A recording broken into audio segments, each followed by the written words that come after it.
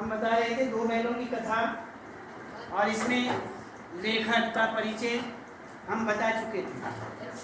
और अब कोई बीच में यस सर, नो सर कुछ नहीं, केवल हमें बोलेंगे, सुनते रहिए। तो इसमें क्या बात, लेखक परिचय हम बता चुके हैं, और अन्य पाठ परिचय ये भी हम आपको बता चुके हैं। इसमें कुछ पात्र हैं, कौन कौन हैं, कैसे हैं, इसके विषय में थोड़ा बात करते हैं। जैसे हीरा और मोती। हीरा मोती के विषय में देखते हैं कि हीरा मोती कौन है। हीरा और मोती 2 बैलों के नाम हैं। इसमें 2 बैल हैं, एक इसमें गधा है, गधा जो बोझ ढोता है। 2 बैल हैं हीरा और मोती जो खेती का काम करते हैं, खेती जोतते हैं। और एक झूरी की पत्नी है जो, अच्छा पहले हीरा का देखिए। हीरा एक परछाई नाम की जाति होती है, बैलों में होती है, ऐसे नहीं, उसे परछाई कहते हैं। इस जाति का बहुत सुंदर, बहुत सुडौल शरीर, हृष्ट पुष्ट जिसे कहते हैं, मेहनती, सहनशील और धैर्यवान, धैर्यता रखने वाला, सच्चा मित्र। बहुत अच्छे मित्रों में जहाँ 2 बैल हों तो आपस में दोनों की दोस्ती होती है, तो सच्चा मित्र बताया गया है। सच्चा मित्र नैतिक मूल्यों को मानने वाला, अर्थात नियमों का पालन करने वाला। जो मूल नियम हैं, कानून नियम बना दिए गए हैं, उनका मानने वाला कौन था? हीरा नामक बैल। अब दूसरा मोती, ये भी उसी जाति का बैल था, परछाई जाति का, और ये भी उसी प्रकार से सुंदर, सुडौल और काम में बहुत होशियार। ये भी कम नहीं था, शक्तिशाली भी था और अत्याचार के प्रति विद्रोही था।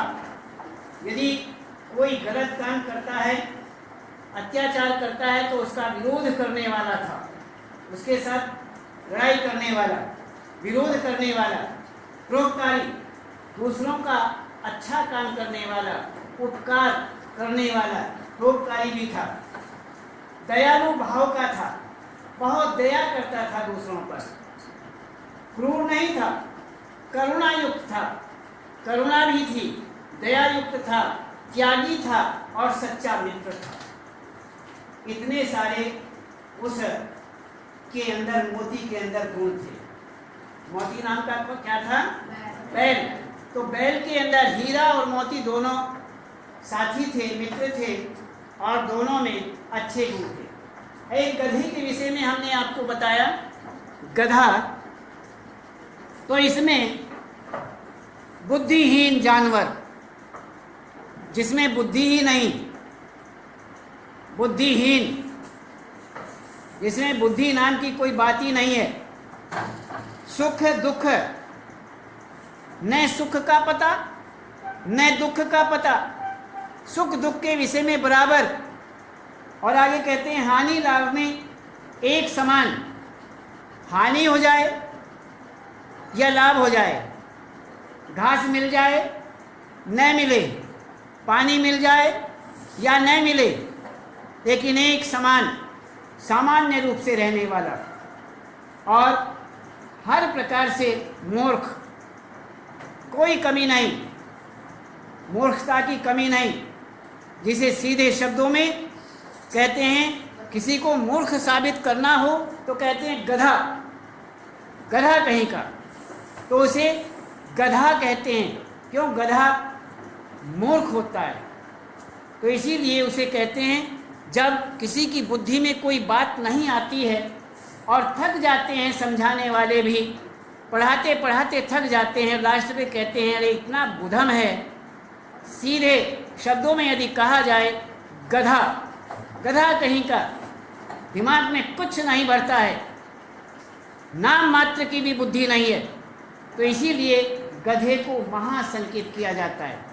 और सहनशील, हर प्रकार की सहन करने वाला, चाहे 4 डंडे लग जाएं, मालिक 4 डंडे मारे या 50 मारे, कुछ नहीं कहता। वजन 1 बोरी लाद दें या 2 बोरी लाद दें, कुछ नहीं कहेगा। 4 बोरी लादेंगे तो भी नहीं कहेगा, भले चाहे चला नहीं जाए, गिर जाए, लेकिन कहेगा कुछ नहीं। मालिक अपने आप सोचेगा भाई वजन ज़्यादा हो गया है, इसको हटा लिया जाए। तो इस प्रकार से सहन करने वाला। और आगे के झूरी की पत्नी बहुत गुस्से वाली, बहुत गुस्सा, नाक पर, जैसे कहते हैं ना, नाक पर गुस्सा रखा रहता है, इतनी गुस्से वाली।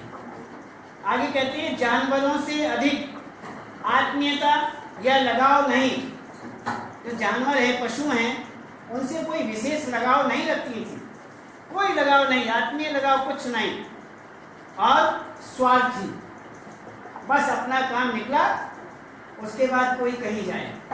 जैसे बैल हैं, बैलों से खेती कराई और खेती उन्होंने की, खेत को जोता, अन्य कार्य किया, उसके बाद उन्हें घास मिले या ना मिले, पशुओं को पानी मिले नहीं मिले, बस उनका अपना काम हो गया, अपना स्वार्थ सिद्ध हो गया, इसलिए उसको कहते हैं स्वार्थी, केवल अपने स्वार्थ के लिए जीना। तो ऐसी थी झूरी की पत्नी। एक था भैरों की लड़की, एक भैरव पात्र है इसमें, भैरव मर चुका था, उसकी लड़की जिंदा थी, छोटी सी बच्ची थी। एक वह कैसी थी, बहुत दयालु थी, दयालु प्रकृति, परोपकारी, दूसरों का परोपकार करने वाली, शांत स्वभाव वाली और बहुत सहनशील गंभीर स्वभाव वाली। सौतेली माँ की प्रताड़ना सहने के कारण अपनी माँ तो मर गई थी और दूसरी शादी, पिता ने दूसरी शादी कर ली। अपनी जो जन्म देने वाली माँ थी वह मर गई, पिता ने दूसरी शादी कर ली। तो सौतेली माँ कहते हैं उसे, जब घर में दूसरी माँ आती है तो सौतेली हो जाती है। तो सौतेली माँ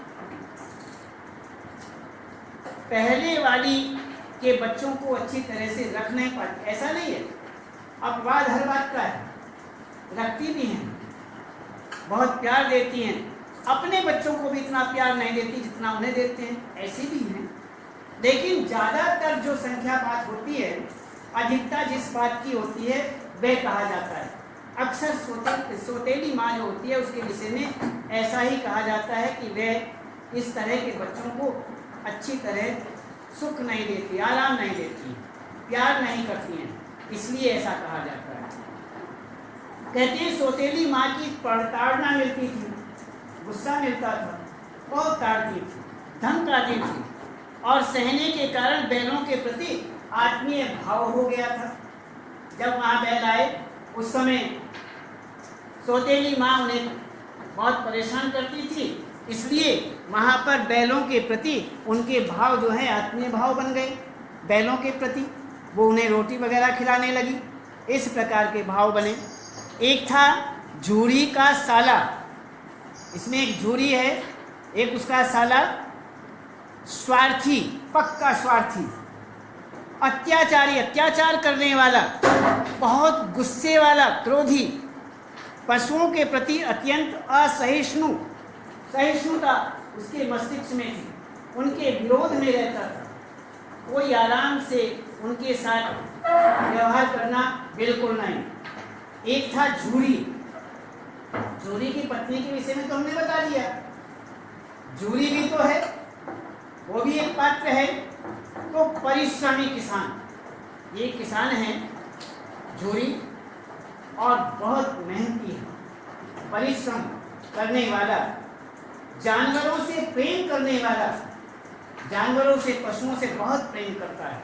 उसके 2 बैल हैं, उनसे बड़ा प्रेम करता है, बहुत बांधता है, उन्हें खिलाना पिलाना नहलाना अन्य उनका विशेष रूप से ध्यान रखना, मेहनत के विषय में ध्यान रखना, सारी बातों का ध्यान रखते हैं। और आगे कहते हैं बैलों के प्रति आत्मीयता एवं दयालुता का भाव रखने वाला, बहुत आत्मीयता रखने वाला और परोपकारी, अन्यों का परोपकार करने वाला। एक है दढ़ियल कसाई, पात्र हैं ये इसके इस कहानी में।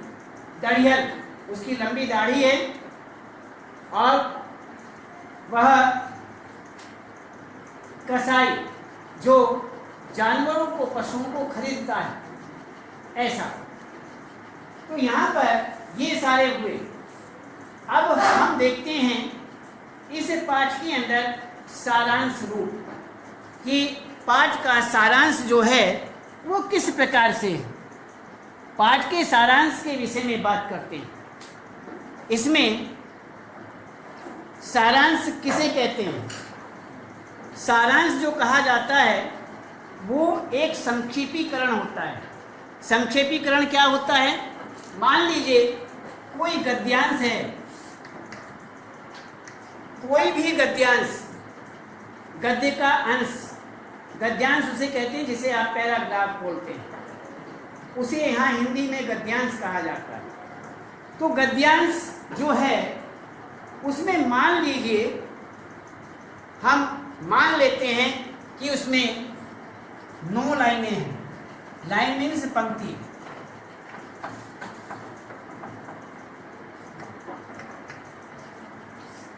नौ पंक्तियां हैं। एग्जाम्पल केवल मान रहे हैं उदाहरण रूप में। इसमें मान लीजिए गद्यांश में हमारे सामने 9 पंक्तियां हैं, 9 लाइनें हैं और उनका हमने आपको कहा कि इस गद्यांश का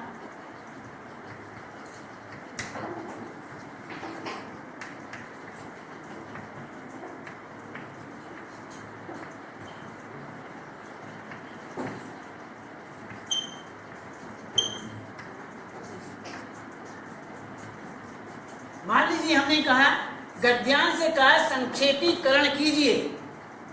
ये आपको प्रश्न दे दिया, संक्षेपीकरण कीजिए अर्थात सारांश लिखिए। सारांश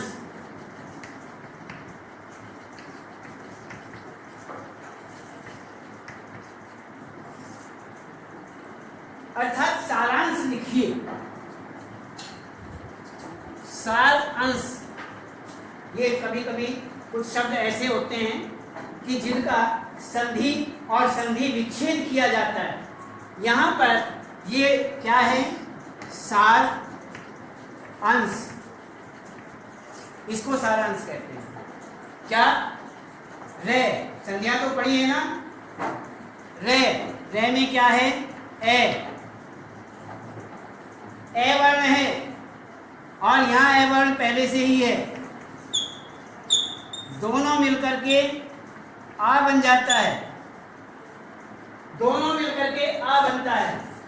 और यहाँ पर सार यदि देखा जाए तो ये हलंत होता है, रे हलंत। जब तक इसमें ए नहीं जोड़ा जाता तब तक हलंत रहेगा। इसमें ए नहीं है तो इसके नीचे हलंत होगा। जिसके नीचे हलंत है उसमें ए नहीं मिलेगा, ए आ ई कुछ नहीं मिलेगा। और उसके बाद आगे आता है अंश।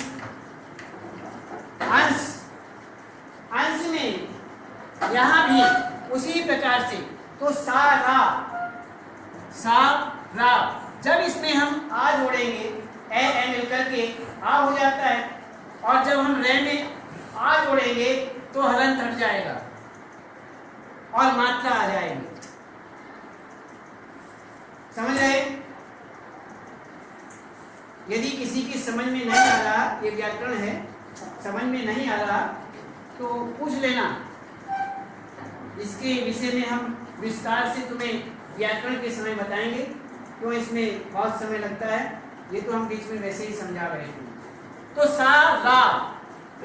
सारा हो गया और कितना नहीं, अंक है ऊपर सारा और शा, तो क्या बन गया? सारांश, सारांश बन गया। ये बन गया इतना। कोई भी गद्य यदि आपको दिया जाए उसका सार रूप लिखना। तो हम बता रहे थे यदि एक गद्यांश के अंदर 9 पंक्तियां हैं तो उन 9 पंक्तियों का 1/3, जिसे आप बोलते हो 1/3, 1/3 हिस्सा, 1/3 तिहाई, तीसरा हिस्सा, अर्थात 9 का तीसरा हिस्सा 1/3 क्या होता है? 3 पंक्तियां, 3 लाइन, लगभग 3 साढ़े 3 पंक्तियां जो है, लाइन जो हैं, उसे हम सारांश के रूप में, सारांश यह होता है शुरू से और आखिर तक। जैसे एक एग्जाम्पल हम और देते हैं, आप मान लीजिए फिल्म देखने गए, एग्जाम्पल है ये, मैं ये नहीं कह रहा कि आप फिल्म देखने चले जाना।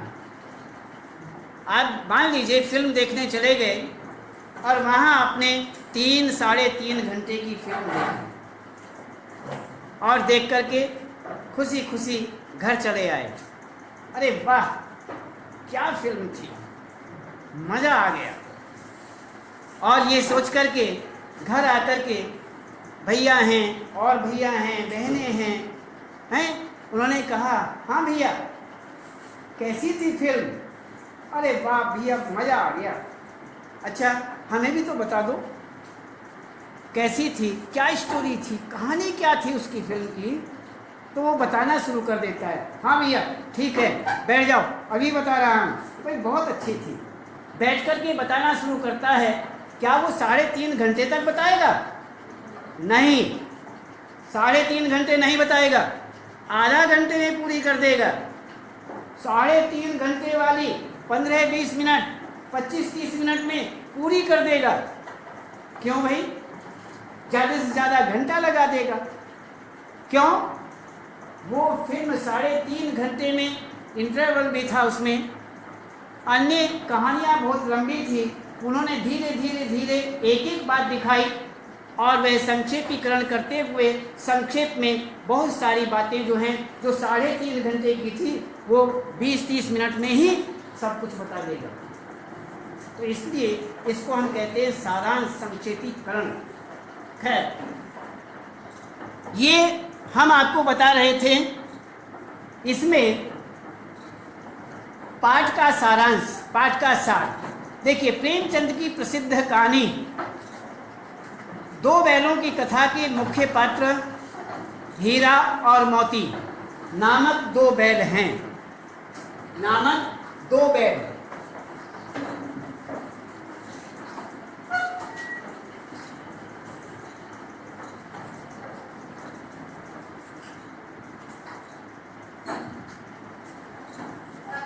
ये बैल बहुत ही सीधे साधे हैं, भारतीयों के प्रतीक हैं।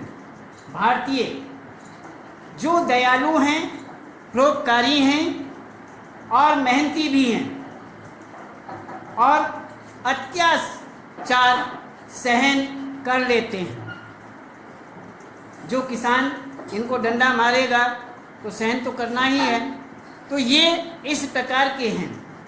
तो अब गधा व बैल का तुलनात्मक यदि अध्ययन करें इसमें कि बैल कैसे हैं, तो सबसे बुद्धिहीन जानवर गधा, सुख दुख हानि लाभ यानी सभी परिस्थितियों में एक समान रहने वाला।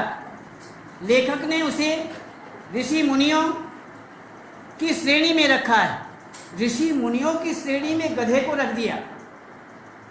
लेखक जो होते हैं वो कहाँ से कहाँ तक सोच जाएं, कहाँ नहीं जा सकता। क्यों? ऋषि मुनि कैसे होते हैं, उनका स्वभाव कैसा होता है? सुख दुख को जो सहन करने वाले हैं, उन्हें सुख मिल जाए तो भी ऐसे ही, दुख मिल जाए तो भी ऐसे ही। ऋषि महर्षि जो होते हैं वो ऐसे ही होते हैं। साधु प्रवृत्ति जिसे कहते हैं, सज्जन प्रवृत्ति जिसे कहते हैं, वो सज्जन इस तरह के होते हैं, उन्हें सुख दुख का कुछ नहीं होता। उन्हें मिल जाए या नहीं मिल जाए, उन्हें खाना मिल जाए या नहीं मिल जाए, पीना मिले नहीं मिले, वो किसी को कुछ नहीं कहते हैं। बड़े शांत प्रकृति वाले होते हैं। और गधा भी ऐसा ही है। इसलिए कवि देखिए कहाँ तुलना करता है, कहाँ समानता लाता है?